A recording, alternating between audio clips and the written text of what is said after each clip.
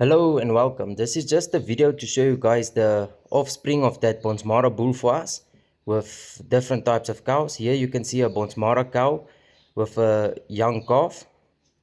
Pink tags is for the females, blue tags is for the bulls. This season we had like 80% females, 20% bulls. There you can see a Beefmaster cow. There you can see one of our Beefmaster cows, but that one is not a baby of our bull. We bought her pregnant from a auction. But as you can see, it's a nice calf.